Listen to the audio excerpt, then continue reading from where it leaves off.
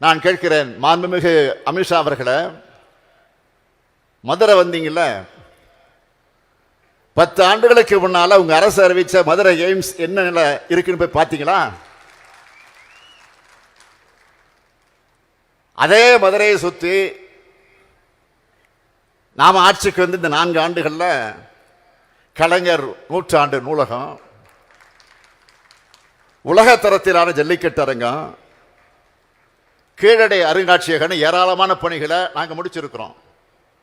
இதுதான் பிஜேபி மாடலுக்கும் திராவிட மாடலுக்கும் உள்ள வித்தியாசம். 10 ஆண்டுகளா கட்டுறதுக்கு அது என்ன எய்ம்ஸ் என்ன மருத்துவமனையா இல்ல விண்வெளி ஆராய்ச்சி நிலையமா? 10 ஆண்டுகளாக தொடர்ந்து கட்டிட்டு இருக்கிறதுக்கு ஒழுங்கா நிதி ஒதுக்கி இருந்தா 2 ஆண்டுகளை கட்டி முடிச்சிருக்கலாமே. இந்த லட்சணத்துல குறை சொல்லி நீங்க பேசலாமா? ஒன்னே ஒண்ணு கேட்கிறேன், 3வது முறையா ஒன்றியத்தில் பாஜக ஆட்சி அமைச்சிருக்கீங்க. தமிழ்நாட்டுக்குன்னு நீங்க செஞ்ச ஒரே ஒரு சிறப்பு திட்டத்தை சொல்லுங்க. 9 ஆண்டுகள் ஐக்கிய முற்போக்கு கூட்டணி அரசுல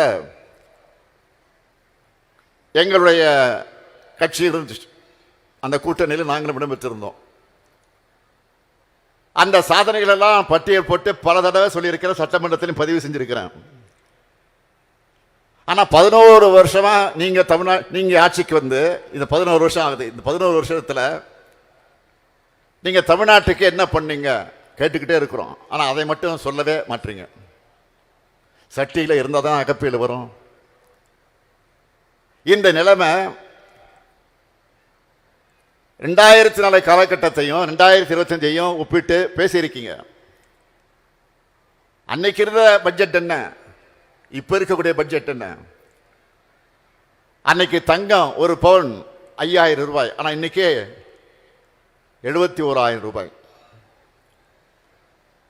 2004 பணமும் இப்போ இருக்கக்கூடிய பணம் ஒண்ணா? மதுரை வந்த அமித்ஷா இப்படி பேசினா